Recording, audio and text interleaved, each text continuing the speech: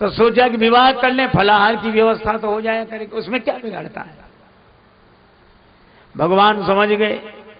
महात्माओं ने सत्संग में आना बंद कर दिया। तो चेलों से पूछा कि महात्मा क्यों नहीं आते। बोले इन लोगों की एक गोष्ठी हुई है कि हम सब विवाह करना चाहते हैं लेकिन इतनी कन्याएं मिलेंगी कहां से। एक महात्मा ने कहा एक काम करो, क्या? बोले पहाड़ की शिलाएं ले आओ और एक एक शिला काट छांट कर नाक नक्शा बनाकर तैयार करो। एक दिन राम जी को बुला लेंगे और वो राम जी चरण छुलाते चले जाएंगे, सब शिलाएं सुंदर वधुएं हो जाएंगी। बोले बड़ा अच्छा विचार। से बोले महात्मा तो शिला की खुट-पुट कर रहे हैं। भगवान ने सोचा गलत संदेश चला गया।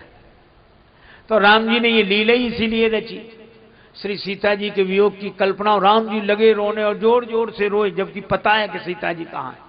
और जब राम जी को रोते सुना तो महात्मा बोले कौन रो रहा है? बोले राम जी रो रहे हैं। क्यों रो रहे हैं? बोले उनकी परिणीता सीता जी का हरण हो गया। महात्मा बोले तो क्या विवाह के बाद रोना भी पड़ सकता है?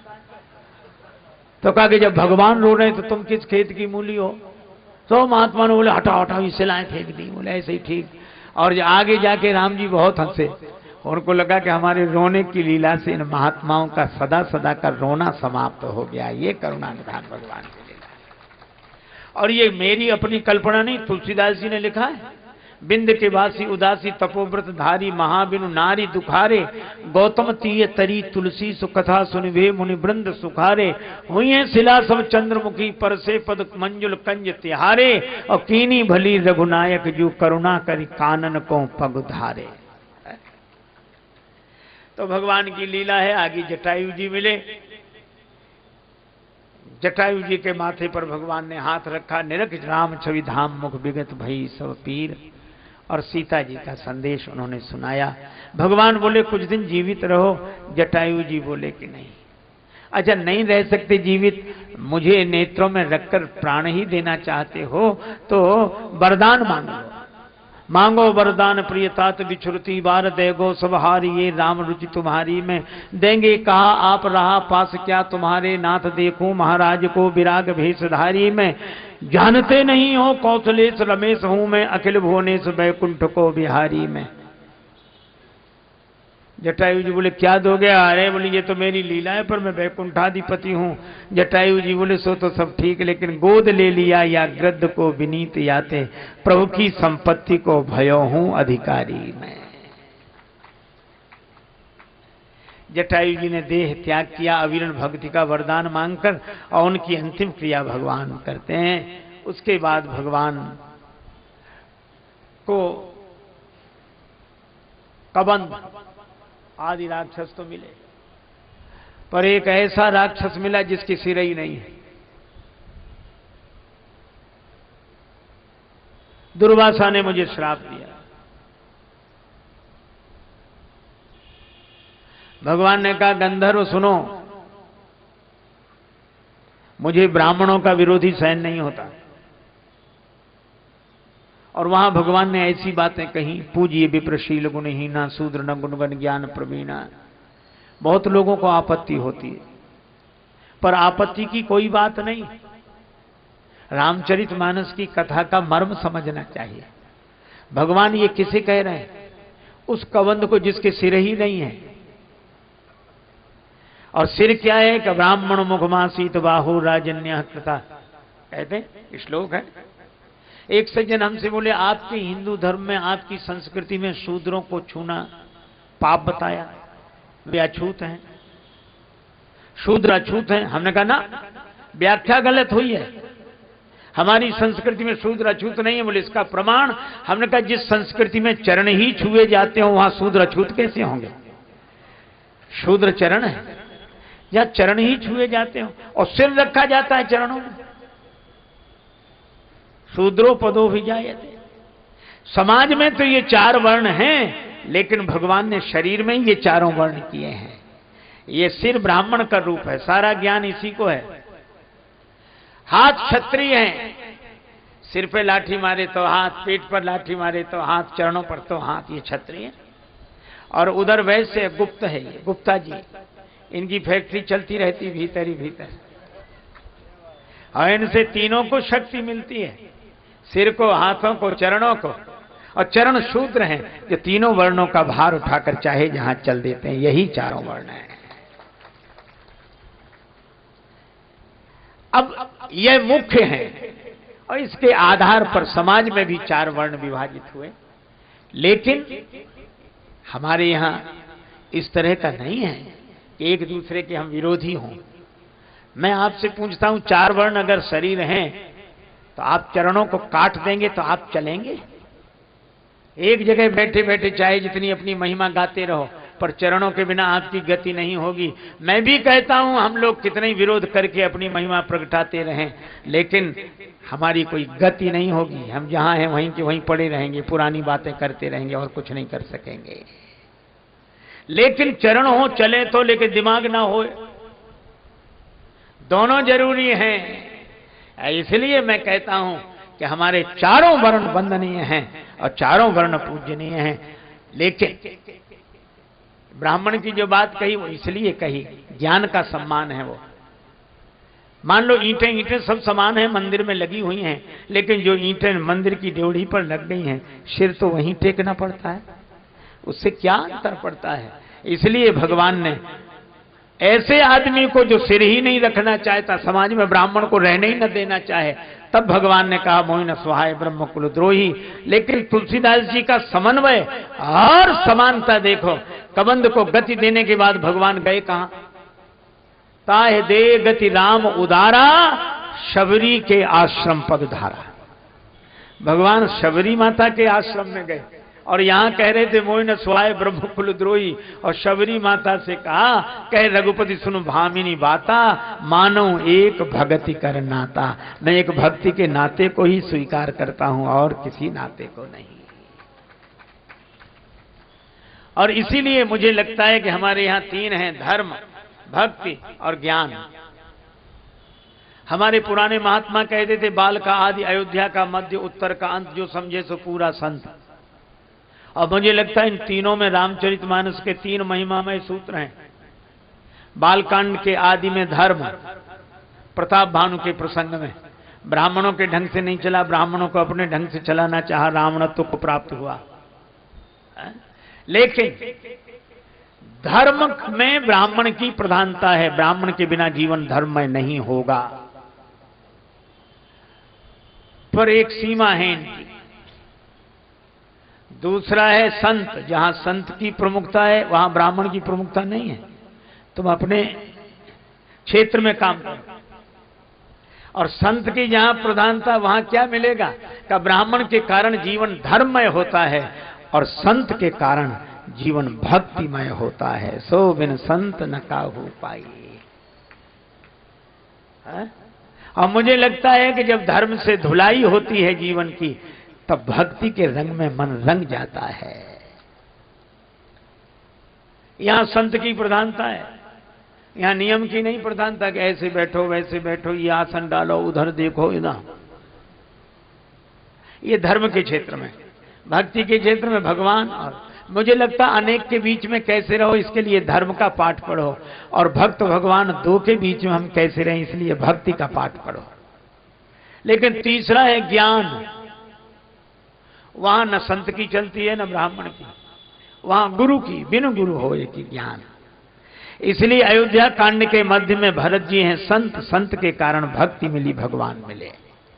और उत्तर कांड के अंत में कागभूषुंडी प्रसंग में गुरु की महिमा है, गुरु का अपमान किया। तो ये तीनों चीजें जीवन में हो जाएं, हम ये तो देखें कि हम बात किसकी कर रहे हैं, धर्म की कर रहे हैं कि भक्ति की कर रहे हैं कि ज्ञान की कर रहे हैं।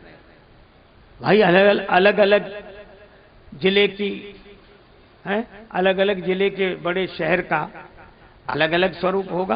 तो धर्म का अलग स्वरूप है, भक्ति का अलग स्वरूप है, ज्ञान का अलग स्वरूप है। लेकिन इन तीनों की जरूरत है, तीनों की आवश्यकता है। तो मैं आपसे चर्चा कर रहा था कि भगवान धर्म का उपदेश करते हैं कबंध को, और भक्ति की महिमा बताते हैं शबरी माता को, और ज्ञान का उपदेश करते हैं दशरथ जी को। रावण के मरने पर जब दशरथ जी आए, रघुपति प्रथम प्रेम अनुमाना, चितय पितहि दीने दृढ़ ज्ञाना।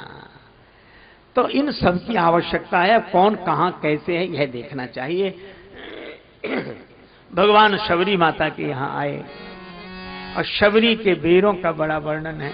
यद्यप मानस में कंदमूल फल सुरस अति, तो भगवान कहते हैं बेर जनी लावो बेर, बेर जनी लावो बेर, बेर जनी लावो बेर, लावो कहें बेर बेर। भगवान बेर मांगते। आयुर्वेद कहता है धात्री फलम सदा पथ्यम कुपथ्यम बदरी फलम। ये बेर कुपथ्य है, पर कोई प्रेम के कारण दे तो भगवान कुपथ्य भी स्वीकार कर लेते हैं। जय जयकार हुई। शबरी माता से भगवान ने कहा मैं चलूं। देखो मैं मुंबई में था, एक मैया ने मुझसे पूछा, वहां श्री हनुमान चालीसा की कथा हो रही थी, तो एक माता हमसे बोली बहुत हाथ जोड़कर, महाराज, हम कहा मैया बोलो, हम लोग महिलाएं हनुमान चालीसा पढ़ सकती हैं? बड़े नियम बनाए गए, महिलाएं नहीं पढ़ सकती और ऐसा पूजा नहीं कर सकती। तो हमने कहा कि भैया हमसे क्या पूछती हो, हनुमान चालीसा से ही पूछ लो। बोले हनुमान चालीसा ने कहा है? हाँ कहा है। बोले क्या कहा है? हमने कहा हनुमान चालीसा में लिखा है जो यह पढ़े हनुमान चालीसा। तो जो का मतलब क्या है? पुरुष, ब्राह्मण। अरे महात्मा नहीं, जो यह पढ़े, जो पढ़े। वहां कहां नियम है? बोले हाँ ये तो ठीक है। हमने कहा कोई तुम्हें मना किया करे तो हनुमान चालीसा ही बता दिया करो कि ये लिखा है। तुलसीदास जी महाराज ने हनुमान चालीसा लिखा, उन्हें कोई आपत्ति नहीं है कि कौन पढ़े।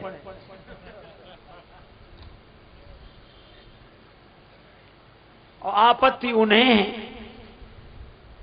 जिन्होंने लिखा ही नहीं है। बल्कि जब ये लिखा गया था तो आपत्ति करने वाले ही लोग उस समय भी विरोध कर रहे थे, क्यों लिखा, और लिख गया तो बहुत बढ़िया है, लेकिन अब आपत्ति है। कुछ लोग कहते रामचरितमानस पढ़ना है, नहीं महिलाएं नहीं। और वो एक आदमी ने तो किताब लिख दी, मैं उसकी चर्चा नहीं कर रहा हूं, लेकिन केवल एक बात कह रहा हूं। रामचरितमानस में लिखा क्या है? जे गावई यही चरित सम्हारे, ते यही ताल चतुर रखवारे। जे गावई, तुलसीदास जी को तो आपत्ति नहीं है। जे गा, उन्हें जिन्होंने लिखा उन्हें आपत्ति नहीं, हमें आपत्ति है। हम ठेकेदार बने बीच में। और फिर भगवान शबरी माता से 9 प्रकार की भक्तियों का वर्णन करते हैं, और अंत में क्या कहते हैं कि माता ये 9 भक्तियों में से एक भी किसी के जीवन में हो। और सबसे पहले नाम किसका लिया, पढ़कर देखना। 9वां एकौ जिनके होई नारी, पुरुष सचराचर कोई। भक्ति तो स्वयं माता है, इसलिए माताओं को भी भगवत भक्ति का अधिकार भगवान ने दिया है, तुलसीदास जी ने दिया है। भगवान बोले मां मैं चलूं, शबरी बोली अभी नहीं, आपके पहले मैं चलूं। भगवान को देखते देखते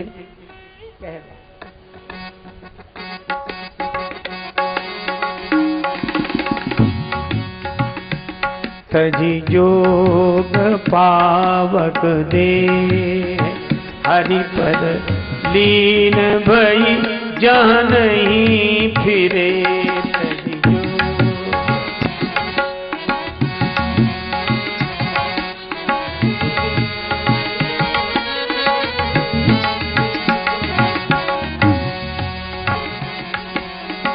तजी जोग पावक देह हरिपद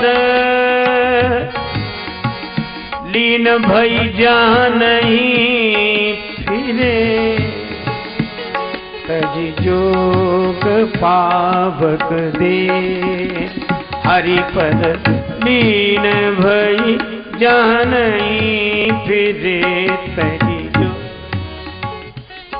शबरी माता ने भगवान को देखते देखते देह का त्याग कर दिया। भगवान आगे बढ़े, ऋषिमुख पर्वत की ओर बढ़े। सुग्रीव जी ने देखा, भय लगा।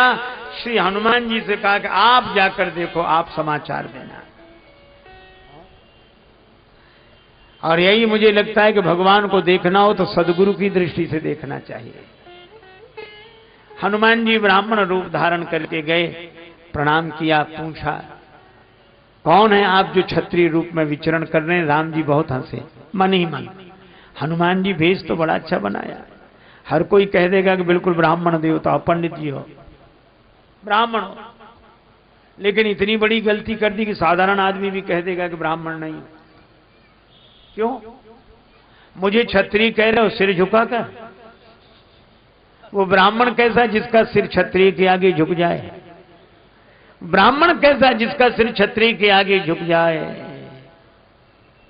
बड़ा हनुमान जी भी मन ही मन खुश हुए, बोले प्रभु आपको क्या लगता है? राम जी बोले बने बनाए ब्राह्मण हो, असली नहीं हो,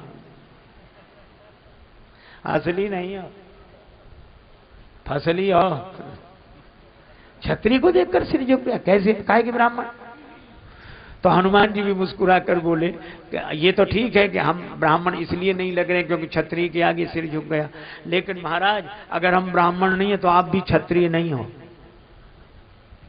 बोले तुमने कैसे जाना कि हम क्षत्रिय नहीं है? हनुमान जी बोले वो क्षत्रिय कैसा जिसका सिर ब्राह्मण के आगे न झुके, तो आपका भी तो नहीं झुका। तो अगर हम ब्राह्मण नहीं है, बने बनाए हैं, तो आप भी क्षत्रिय नहीं हो, बने बनाए हो। हम आपके भक्त का काम बनाने के लिए ब्राह्मण बनकर आए और आप धरती का भार उतारने के लिए क्षत्रिय बनकर आए। भगवान ने अपने को छिपाया, हनुमान जी ने पहचान लिया। उस जमाने की बात है जब संत भी छिपाते थे, भगवंत भी छिपाते थे। हनुमान जी भी अपने को छिपाए हैं, भगवान भी अपने को छिपाए हैं। हनुमान जी ये स्वीकार नहीं कर रहे कि हम संत नहीं, हम नहीं, और भगवान भी छिपाए हैं। आनंद ही और था, तब अब जमाना बदल गया है, कोई बात नहीं, बदलता रहता है। पहले छिपाते थे, आजकल छपाते हैं, बस ज्यादा अंतर नहीं, थोड़ा मात्रा इधर की उधर हो गई। एक महात्मा से किसी ने कहा कि महाराज आप अपनी जीवनी बताओ, जीवनी लिखा। तो महात्मा बोले अभी से क्या लिखते हो जीवनी? याद किए रहो, फिर बोले जब डोली उठ जाए तब लिखना, जब चले जाएं तब लिखना, अभी तो नाव समुद्र में का जाने का होए। एक महात्मा जाते थे वृद्धा के यहां भिक्षा के लिए, जाकर बैठे, तब तक किसी की अंतिम यात्रा निकली। वो बुढ़िया बोली महाराज जरा बैठना, मैं देख आऊं ये मरने वाला स्वर्ग या कि नरक। महात्मा को बड़ा आश्चर्य हुआ कि ये तो हम नहीं जानते, ये कैसे जान जाएगा? बोले भाई 1 मिनट पता लग जाएगा, अभी आते। या गई, महाराज स्वर्ग गया। महात्मा बोले तूने कैसे जाना? अरे बोले महाराज इसमें कोई बड़ी भारी बात थोड़ी, जिसके पीछे हजारों लोग रोते जा रहे हैं, बड़ा अच्छा आदमी था, चला गया, समझ लो वह स्वर्ग गया है, अच्छा काम किया इसलिए। और जिसके पीछे कई लोग जबरदस्ती भला मरा, सबको परेशान, अच्छा बढ़िया, तो यहां परेशान कर तो नरक ही गया, ऐसा कहां स्वर्ग जाए? महात्मा बड़े प्रसन्न हुए।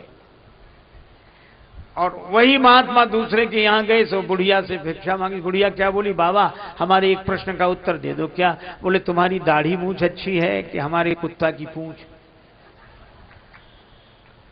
बाबा थे माधव दास जी महाराज वृंदावन। सो बाबा हंसते, अरे भैया फिर कभी उत्तर नहीं दिया। तुम्हारी दाढ़ी मूंछ अच्छी कि मेरे कुत्ता की पूंछ अच्छी? कोई उत्तर नहीं। एक दिन पता लगा कि बाबा ने शरीर छोड़ दिया। सो बुढ़िया दरवाजे पे आके खड़ी हो गए, विमान जा रहा है, उतारो। हमें उत्तर नहीं दिया, उत्तर दिए बिना कैसे जा रहे, देना पड़ेगा। अरे कहा कि बाबा गए? बोल नहीं उतारो। उतार दिया। सो चरण पकड़ लिए, हिलाने लगी, बाबा उत्तर दो। अब चरण ही पकड़ लिए तो बाबा के शरीर में प्राण आ गया। बाबा उठकर बैठ गए। बोले मेरा तो एक ही सवाल है कि जाते जाते ये बताओ मेरे कुत्ता की पूंछ अच्छी कि तुम्हारी दाढ़ी मूंछ अच्छी? सो बाबा अपनी दाढ़ी मूंछ पर हाथ फेर के बोले कि तेरे कुत्ता की पूंछ से तो 100 गुनी मेरी दाढ़ी मूंछ अच्छी है। तो बुढ़िया बोली बाबा ये तो मैं भी जानती थी, पर आपने उत्तर दिया क्यों नहीं? जिंदगी भर उत्तर नहीं दिया। बाबा बोले अगर मैं उत्तर देकर ये कह देता कि मेरी दाढ़ी मूंछ अच्छी है और मुझे अभिमान हो जाता तो भगवान की लीला कोई नहीं जानता, कोई ना कोई काम ऐसा हो जाता मेरे द्वारा कि तेरे कुत्ता की पूंछ अच्छी हो जाती है। लेकिन अब ज्यों की त्यों धर दीनी चदरिया, तो अब मैं कह रहा हूं कि मेरी दाढ़ी पूंछ अच्छी है। और इसीलिए छिपा कर रखते थे। छोटा सा पौधा, उसके पास आसपास घेरा लगाना पड़ता, नहीं तो बकरियां चर जाएंगी। हाँ, वो विशाल वृक्ष बन जाए तो हाथी बंधे रहते हैं।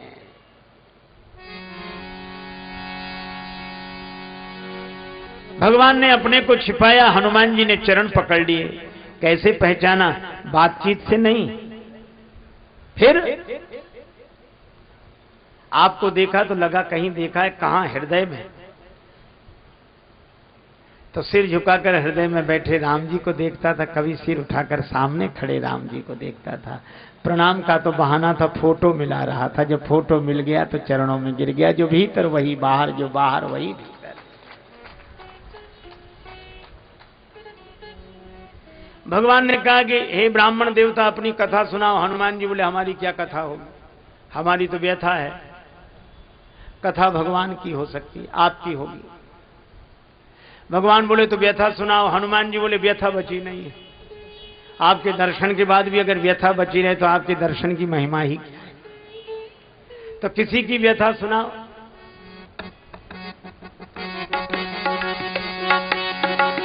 नाथ शैल पर कपिपति शैल पद कपिपति रहे। तो सुग्रीव दास तव आई। सुग्रीव दास तव आई। तेहि सननाथ मैत्री कीजे, दीन जाने तेहि अभय करीजे। दीन जाने तेहि अभय करीजे।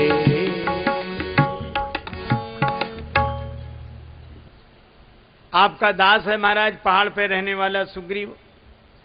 भगवान बोले, दास ऐसे होते हैं, पहाड़ पे राजा बना बैठा रहे, किसी को भेजे कि बुला लाओ, हमारे स्वामी जी आ रहे हैं। उसे आना चाहिए। हनुमान जी बोले, वो दो तरह के मरीज होते हैं। एक को थोड़ा बहुत बुखार आया, चले गए वैद्य के पास, इलाज हो गया। और किसी को असाध्य मर्ज हो जाए तो डॉक्टर को खुद आना पड़ता है। सुग्रीव ऐसे वैसे मरीजों में नहीं, आपको ही चलना पड़ेगा। भगवान बोले, तो दास के यहां ऐसे? कहा कि आप रिश्ता बदल लो। क्या करें? बोले, दास को मित्र बना लो। मित्र के यहां निमंत्रण की कोई जरूरत नहीं। तई सन्नाथ मैत्री कीजिए, मित्रता करो। दीन जान तई अभय करीजिए, है मैत्री। भगवान ने कहा, फिर दास की जगह तो खाली हो जाएगी। हनुमान जी बोले, यही तो हम चाहते कि दास की जगह खाली हो जाए। क्यों? बोले, दास की जगह दास को दे दो, सुग्रीव को मित्र बना लो। हनुमान जी ने अपनी पीठ पर भगवान को बिठाया। आप चित्रों में देखते हैं, उनके कंधे पर बैठे श्री राम लक्ष्मण। हनुमान जी उड़े। भगवान बोले, बड़ा डर लगता है, एक तो तुम पवन पुत्र पहाड़ की चढ़ाई गिरोगे तो हमको भी लेकर गिरोगे। हनुमान जी बोले, जब किसी के कंधे पर बैठकर कोई डरता है तो दोनों आंख मूंद कर उसका सिर पकड़ लेता है कि तुम्हारे ही सिर पड़े, चाहे गिरावो चाहे पहुंचावो।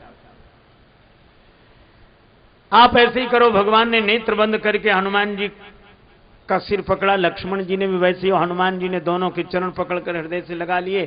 कहा कि प्रभु, अब आप निश्चिंत हो जाओ, अब आप नहीं गिरेंगे। आप तो तब गिरेंगे जब हम गिरेंगे। तो तुमने कैसे जाना कि तुम नहीं गिरोगे? हनुमान जी बोले, जिसके माथे पर आपने हाथ रख दिया हो, अगर वो भी गिरेगा तो बचेगा कौन? हनुमान जी लेकर आए। तब सुग्रीव राम कहूं देखा, पावक साखी देय कर जोरी प्रीत दृढ़ाए।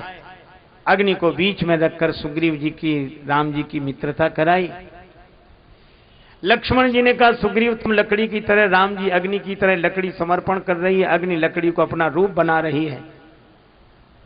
पर राम जी बोले, तीसरे को भूल गए। आग लकड़ी दोनों पवन के बिना नहीं मिल सकते।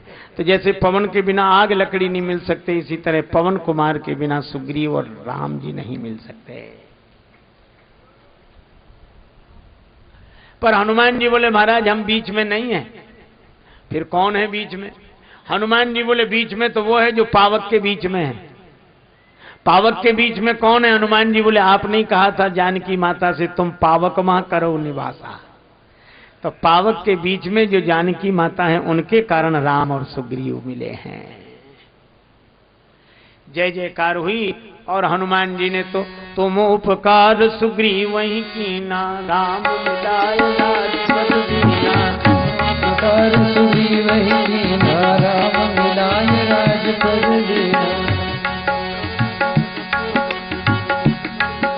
सुग्रीव जी को राज्य दिलाने वाले हनुमान जी, सुग्रीव जी के कहने से जानकी माता को खोजने वाले हनुमान जी, और उन खोजने वालों में समुद्र किनारे सब ठहर गए पर समुद्र पार जाकर जानकी जी का पता लगाने वाले हनुमान जी। जय जय बजरंग बली श्री हनुमान जी। जय जय बजरंग बली श्री हनुमान जी। जय जय बजरंग बली हनुमान जी। जय जय बजरंग। योद्धा नहीं कोई और आपके समान जी। जय जय बजरंग बली श्री हनुमान जी। जय जय बजरंग बली श्री हनुमान जी। जय जय बजरंग।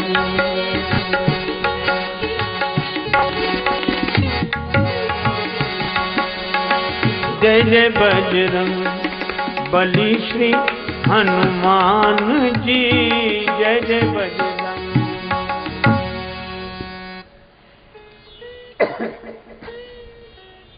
सीता जी का समाचार लाने वाले हनुमान जी, राम जी लक्ष्मण जी को लेकर जाने वाले हनुमान जी। युद्ध हुआ बड़ा भयंकर, पर सारे युद्ध में महिमा हनुमान जी की। बंधता नहीं सागर पाहन से दल बानर भालू कहां लगी ढोते। सत जोजन सिंधु तरंग तरंगित जान के जान कोई नहीं खोते। रहते रघुवीर अधीर पुनि बनवासी बने सिय वियोग में रोते। गढ़लंक निशंक अजय रहता हनुमान हठी जो सहाय न होते। जय।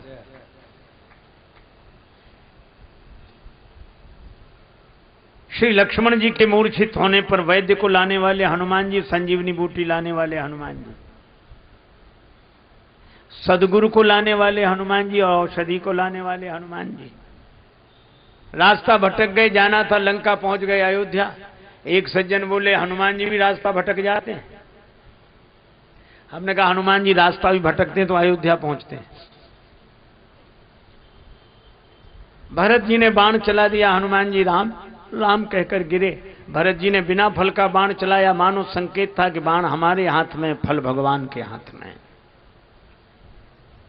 हनुमान जी गिरे, राम राम कहकर भरत जी को लगा अपराध हो गया। प्रार्थना की, हनुमान जी की मूर्छा दूर हुई। भरत जी ने कहा मुझसे गलती हो गई थी, आप राम जी की सेवा में लगे थे, मैंने बाण मारकर आपको नीचे गिरा दिया।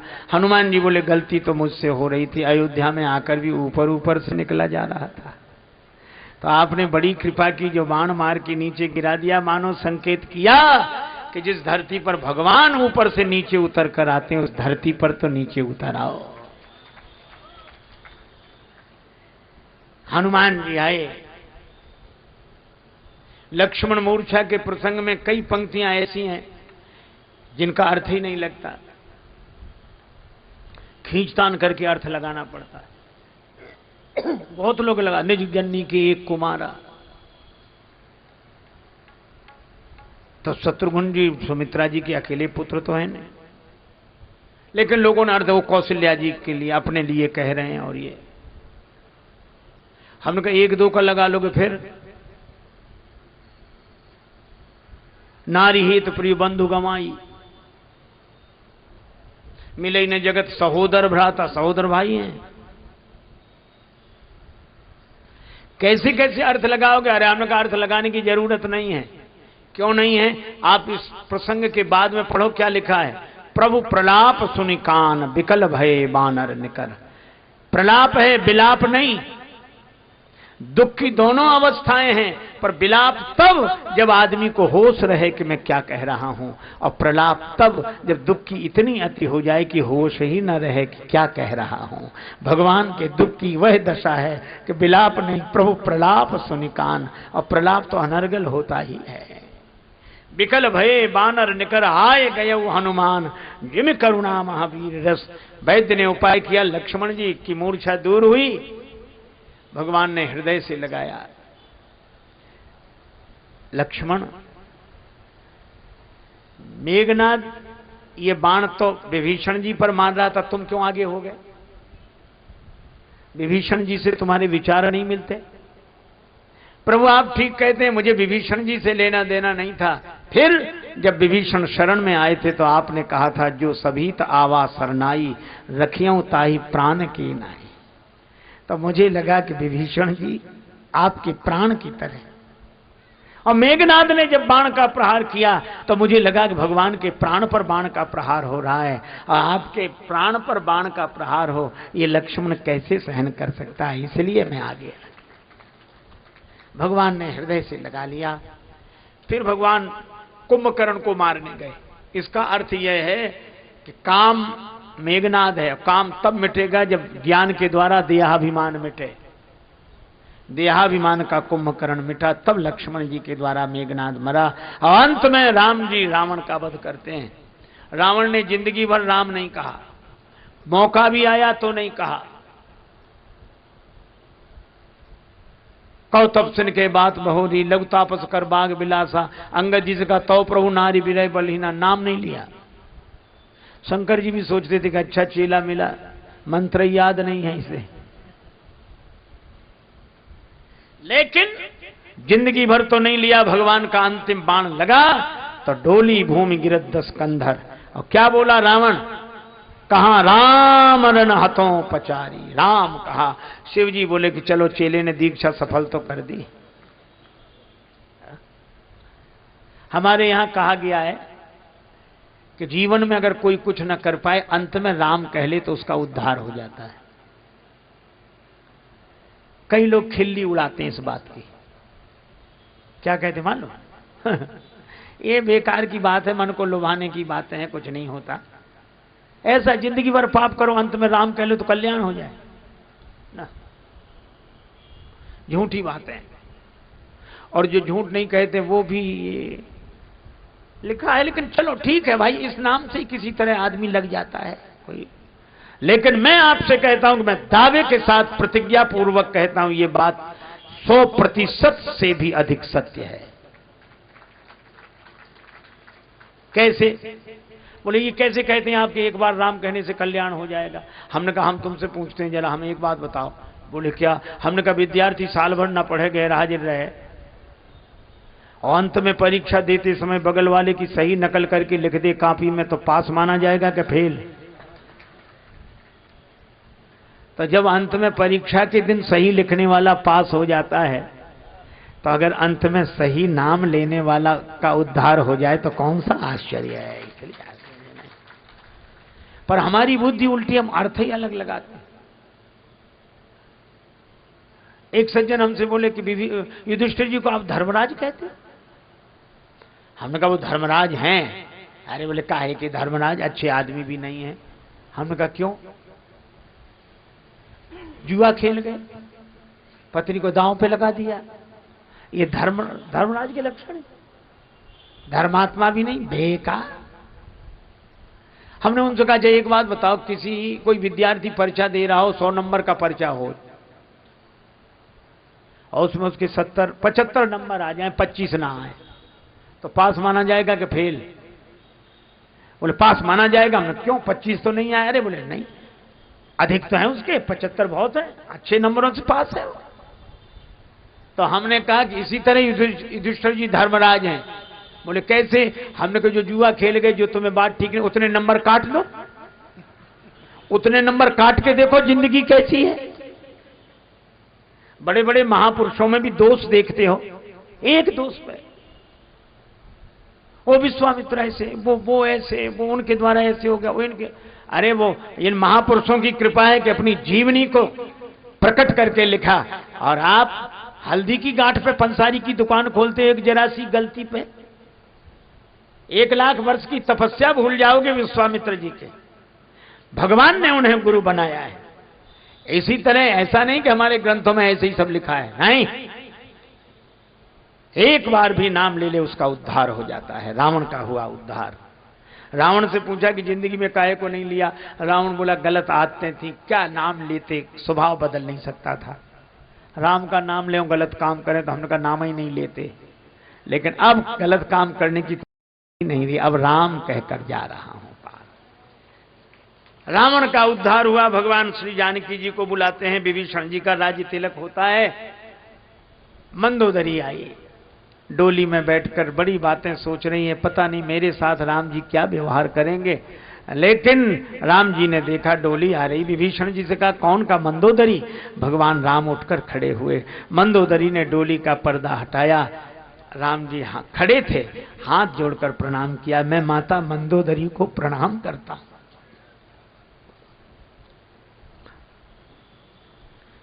मंदोदरी ने कहा धन्यो राम त्वया जननी, धन्यो राम त्वया पिता। राम तुम्हारी माता धन्य है, राम तुम्हारे पिता धन्य है। यह है श्री राम। विभीषण जी को राज्य दिया, कुछ भी नहीं दिया। और एक बात जो भगवान ने विभीषण जी से कही, हम लोगों के मतलब की है। हालांकि हिसाब लगा है कि इतने साल यहां रहो, फिर इतने साल बाद घर छोड़ो, फिर ऐसा करो, ये है। पर भगवान ने विभीषण जी से कहा कि तुम घर कभी मत छोड़ना, नहीं छोड़ना, करे कल्प भरी राज, तुम राज्य करना 1 कल्प तक।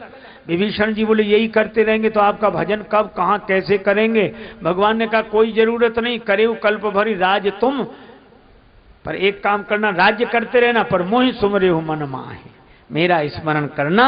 पुनि मम धाम पाई हो जहां संत सब जहां है। तुम्हें वही गति मिलेगी जो संतों को गति मिलती, मेरा स्मरण करना। भगवान विमान में बैठकर विभीषण जी आदि वानर वीरों को लेकर पधारे। श्री रामेश्वरम में प्रणाम किया। संत महात्माओं के आश्रम में होते हुए विमान गंगा किनारे आया। मुझे पूजा करनी थी, जानकी माता ने कहा विमान उतार दिया गया। भगवान ने हनुमान जी को भेजा। श्री भरत बैठे, अवधि यही है अवधेश बचनों की, और अवधि यही है अवधेश पद पाने की, अवधि यही है प्रभु के अवध आने की, न आए तो अवधि है हमारे प्राण जाने की।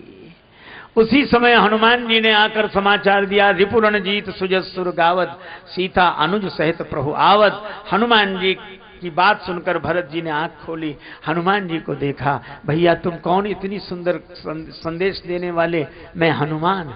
भरत जी ने हृदय से लगाया, और हृदय से लगाकर बोले हनुमान क्या तुम सचमुच हनुमान हो?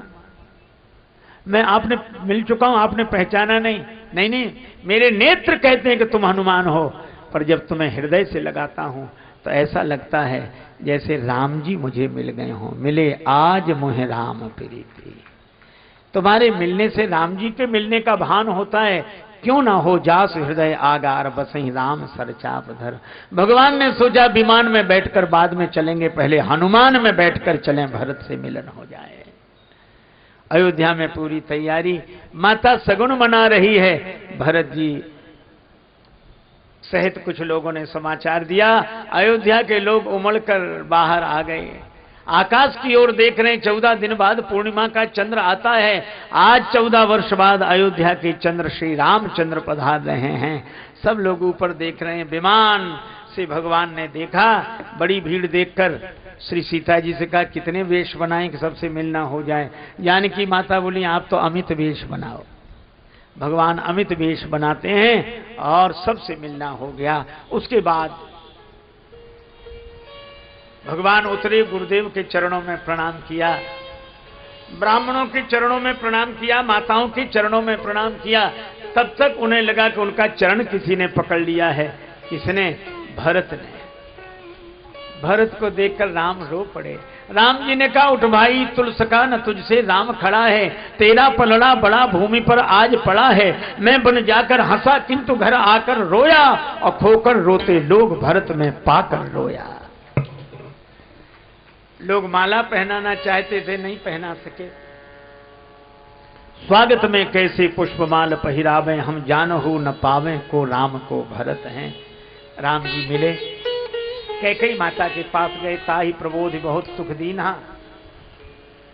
लोग गए गुरु जी के पास कि राम जी को आज ही सिंहासन पर बिठा। बोले आज क्या थके मांदे आए, कल बिठा देंगे। बोले कल नहीं। क्यों? बोले पहले भी यही गड़बड़ी हुई थी, ये रात तो बीच में आनी नहीं चाहिए। ठीक है, तैयारी करो। भाइयों ने कहा प्रभु आपको स्नान करा दे। राम जी बोले मुझे नहीं, पहले मेरे सखाओं को स्नान करा। अरे राम राज्य का यही स्वरूप होना चाहिए। क्यों? बोले सुख सुविधा नीचे सबसे निम्न वर्ग से चले, फिर ऊपर तक जाए। ऐसा न हो कि ऊपर से चले नीचे तक आ ही ना पाए।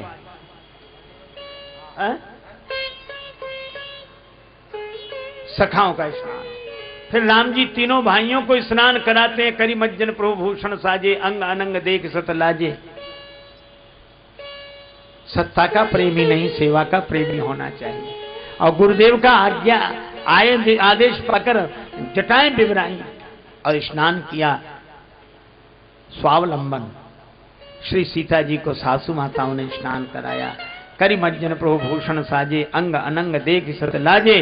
भगवान सिंहासनासीन हुए। श्री वशिष्ठ जी ने तिलक किया, ब्राह्मणों ने को आदेश दिया, उन्होंने तिलक किया, जय जयकार हुई। लेकिन मैं कहता हूं कि राम जी जैसा चरित्र की एक विशेषता है, एक ऐसी विशेषता है जो किसी में नहीं है, मुझे नहीं दिखाई पड़ी। शायद आपको कोई प्रमाण मिले तो बताना। राम जी के पूर्व भी अनेक महिपाल हुए जिनका कि इतिहास में उल्लेख, राम जी के पूर्व भी अनेक महिपाल हुए जिनका पुराणों में उल्लेखनीय नाम है। पुराणों में अनेक राजाओं का वर्णन है। और बाद में भी बादशाह बेगम और भूप नृप हुए हैं, अनेक इतिहास में तमाम हैं। पर एक ही परंपरा रही, राजा रानी रहे महल बीच, राजा दरबार करें, यही रही परंपरा, लगाना विराम है। लेकिन सीता को साथ लेके बैठे राज्य सिंहासन, ऐसे तो राजेश एकमात्र भूप राम है। सीता राम जी सिंहासनासीन हुए। वशिष्ठ जी ने तिलक किया, आरती उतारी। लोगों ने कहा हमने अपनी आंखों के आगे राम जी को राजा के रूप में देखा। राम जी बोले हमारे पीछे देखो कौन? भरत। क्या लिए हैं? छत्र। उस छत्र की छाया में बैठा कौन है? का प्रभु आप। राम जी बोले अगर राम राजा बना है तो भरत की छत्र छाया में, संत की छत्र छाया में ही राम राज्य आता है। भरत जी ने कहा कि मैंने तो छत्र उठाया इसलिए किसकी छाया मुझे मिल जाए। पर लोगों ने भरत जी से कहा कि आपको पीठ पीछे की सेवा क्यों दी? मैं कुटिल हूं, पापी हूं, पर भगवान ने दूर नहीं किया, पीछे तो रखा। और राम जी से कहा क्यों? राम जी बोले जब कोई किसी से हार जाता है तो पीठ दिखा देता है, मैं तो भरत से हार गया हूं इसलिए पीठ दिखा दी। ऐसे ये श्री सीता राम जी की जो पावन कथा, राम राज्य हुआ हम लोगों के बीच में। अब हमारे श्री भैरूलाल जी आपको कुछ सूचनाएं देना चाहते हैं, वो सूचनाएं सुनो। उसके बाद भगवान नाम संकीर्तन के साथ वाणी को विराम दिया जाएगा। और आप सभी के प्रति, ऊपर नीचे बैठे हुए सब के प्रति, संत महापुरुषों के प्रति भगवत भाव से सादर प्रणाम। सिय राम मैं सब जग जानी, करो प्रणाम जोर जुग पाने।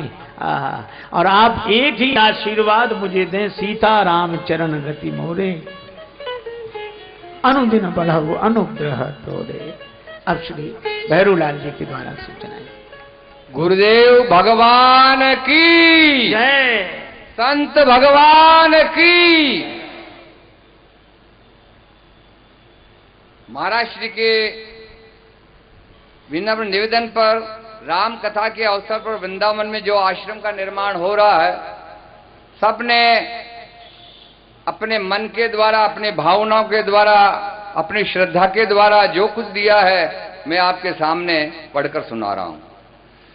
21,000 रुपए श्री सुभाष चंद्र जी व्यास द्वारा, 21,000 रुपए श्री योगेश चंद्र जी शर्मा सन ऑफ श्री लक्ष्मीनारायण जी शर्मा भोपालगंज द्वारा, 11,000 रुपए द्वारका प्रसाद जी पांडे सुभाष नगर द्वारा, 11,000 रुपए श्री थान सिंह जी भंडारी आर के कॉलोनी द्वारा, 11,000 रुपए श्री किशोर कुमार जी सोमाणी बापू नगर द्वारा, 11,000 रुपए जमुना प्रसाद जी रजनीश जी इंदौर व्यास इंदौर द्वारा, और 11,000 रुपए जगदीश चंद्र जी जोशी गंगापुर वाले शास्त्री नगर जो पहले यजमान रह चुके हैं उनके द्वारा, 11,000 रुपए पूरन चंद जी लवानिया श्री जेके लवानिया आरसी व्यास कॉलोनी द्वारा 11,000 रुपए साकेत रामायण मंडल भीलवाड़ा श्री नवलजी भारद्वाज द्वारा 11,000 रुपए श्री ओपी सेन साहब आर के कॉलोनी द्वारा 5,250 रुपए श्री सावरमल जी शर्मा बालाजी मंदिर बालाजी मार्केट द्वारा 1,100 रुपए श्री यूएस जी व्यास सुभाष नगर द्वारा 1,100 रुपए रमेश चंद्र जी व्यास रतंगे की खेड़ी संजय कॉलोनी द्वारा 2,100 रुपए श्री शिवलाल जी पाठक आजाद नगर द्वारा। इसी क्रम में 1,100 रुपए राम भक्त कोदू कोटा द्वारा 2,100 रुपए श्री राधेश्याम जी दाधीच आजाद नगर द्वारा 51,000 रुपए कवि श्री योगेंद्र जी शर्मा टेक्सटाइल वर्ल्ड द्वारा। माननीय मैं महाश्री से प्रार्थना करूंगा उन्हें अपने पास बुलाकर आपका आशीर्वाद प्रदान करें और माल्यार्पण करें। हमारे लिए गौरव की बात है। आप आश्चर्यजनक बात देखो, उन्होंने मुझे पूछा कितने रुपए हुए, मैंने कहा जी 1.5 लाख हुए। क्या 2 लाख नहीं हुए? मैंने कहा नहीं हुए अभी तक। जिस समय सुबह बात चल रही थी तो उनके भाव उद्गार हुए, आप 51,000 रुपये मेरे लिख दो, 2 लाख तो पूरे करो। ये उनके भाव हैं, बहुत बड़ी बात है।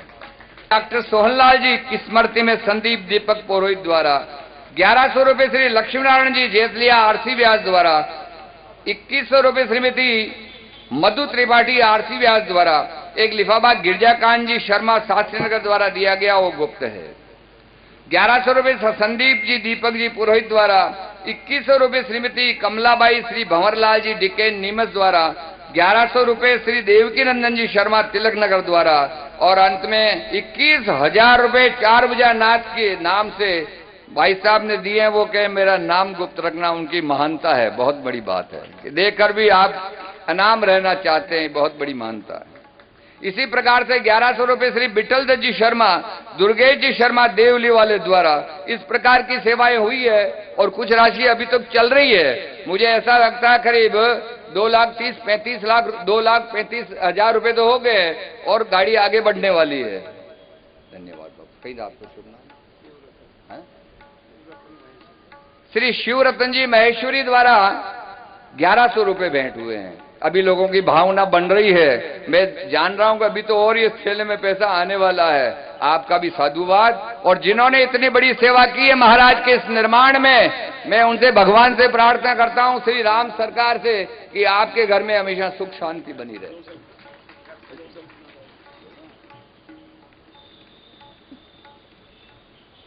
मंगलम भगवान विष्णु मंगलम गरुड़ध्वज मंगलम पुण्डरीकाक्ष मंगलास्तनोहरि। परम आदरणीय स्वामी जी राजेश्वरानंद जी महाराज के चरणों में प्रणाम करते हुए और सभी पधारे हुए संत समागम को प्रणाम करते हुए एवं सभी श्रोताओं को प्रणाम करते हुए मैं 2 शब्द अर्ज कर रहा हूं। ये आयोजन भगवत कृपा से, प्रभु कृपा से, महाराज जी के आशीर्वाद से हुआ और इसमें जिन जिन साथियों का सहयोग रहा उन सभी का मैं आभार प्रदर्शन करता हूं और प्रभु उन्हें अपने उन्नति प्रदान करे, चरणों में रति प्रदान करे। मैं इस योग्य नहीं था कि ये आयोजन कर सकूं, या ये प्रभु कृपा और महाराज जी के आशीर्वाद से संभव हुआ है और ये आयोजन आज पूर्णता की ओर अग्रसर हो रहा है। इस अवसर पर मैं महाराज श्री का उन्हें भारी भारी भारी वचनों से अनुग्रह करता हूं कि फिर पधार करके और अनुग्रहित करे, इस भीलवाड़ा की धरती को पुण्य प्रदान करे। और सभी साथियों का मैं पुनः जो इस कार्य में सहयोग प्रदान करते रहे हैं उनका आभारी प्रदर्शन करता हूं और सभी श्रोताओं का भी पुनः गदगद स्वर से आभार प्रदर्शन करता हूं कि पधार करके महाराज जी के वचनों का श्रवण किया। और एक निवेदन यह है कि जो महाराज जी ने हमें उपदेश दिए, जो रामायण सुनाई, राम कथा सुनाई, उसमें जो हमें लगा हो उसे हृदयंगम करे, अच्छा लगा हो उसको हृदयंगम करके जीवन में उतारे, यही प्रभु प्रार्थना है। बहुत श्री स्वामी राजेश्वरानंद जी महाराज की जय। ओम शांति ही शांति ही शांति। द्वारा श्री दुर्गा शंकर जी तिवाड़ी मंडल वालों को एक रामायण भेंट की है, तो महाराज श्री के यहां से ले जाए रामायण। श्री दुर्गा शंकर जी तिवाड़ी मंडल।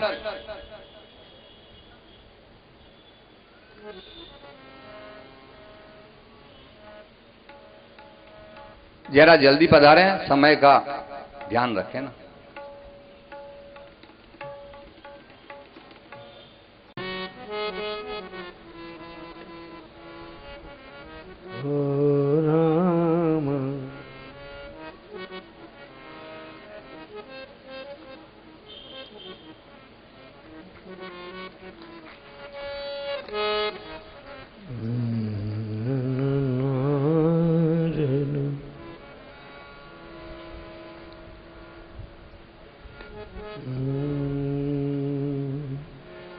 बहुत बहुत साधुवाद, आप सबको प्रणाम।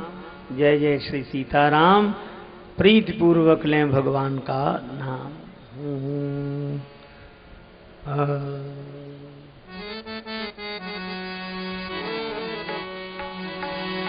हरे राम राम राम सीता राम राम, हरे राम राम राम सीता राम राम राम, हरे राम राम राम सीता राम राम राम, हरे राम राम राम सीता राम राम राम, हरे राम राम राम सीता राम राम राम, हरे राम राम राम सीता राम राम राम, हे राम राम राम सीता राम राम राम, हरे राम राम राम सीता राम राम राम, हरे राम राम राम सीता राम राम राम, हरे राम राम राम सीता राम राम राम, हरे राम राम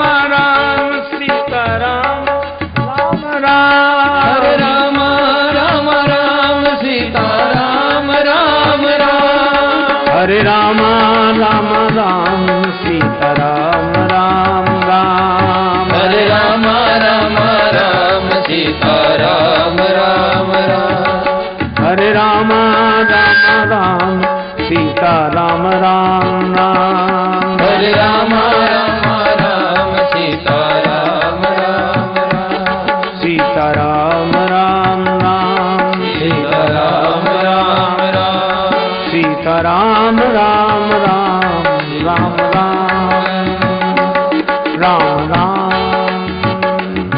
राम राम राम राम राम। श्री सीताराम जी महाराज की जय हो। सिय सिय सुमिरत राम जू, सिय सुमिरत श्री राम, जुगल नाम राजेश जपि भगत लहें विश्राम। श्री हनुमान जी महाराज की जय। आप कुछ सुने श्री भैरूलाल जी बोल। प्रसन्नता की बात मैं ये बता रहा हूँ कि जो नाम मैंने लिए वो तो है ही है, पर दुलारी की दयामयी जनक दुलारी की, सिंहासन सोहे युगल सरकार, सिंहासन सोहे युगल सरकार, परस पर हंसी हरत हर बार, परस पर हंसी हरत हर बार, मधुर कुछ बोल लेत मन डोल, ललित छवि प्रीतम प्यारी की, दयामयी जनक दुलारी की, आरती अवध बिहारी की, दयामयी जनक दुलारी की।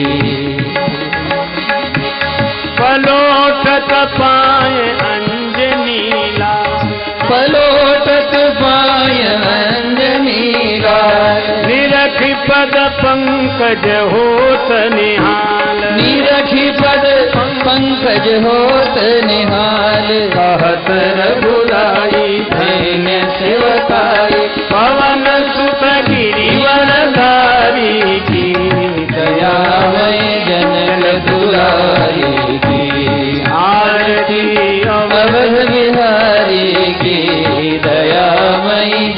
जनक दुलारी की।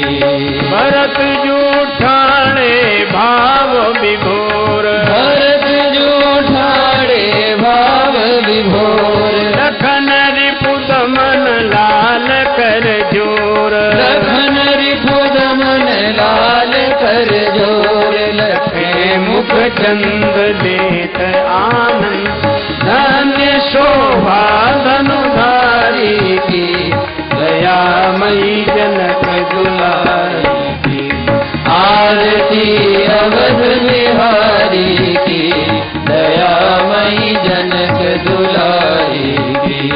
आरती जो कोई जन गावे, आरती जो कोई जन गावे, प्रभु पद प्रेम अवश्य पावे, प्रभु पद प्रेम अवश्य पावे। शरण राजेश में अवधेश, बोलिए जय भैयारी की, दयामयी जनक दुलारी की। आरती अवध बिहारी की, दयामयी जनक दुलारी की। आरती अवध बिहारी की, दयामयी जनक दुलारी की, दयामयी जनक दुलारी की, दयामयी जनक दुलारी की। कपूर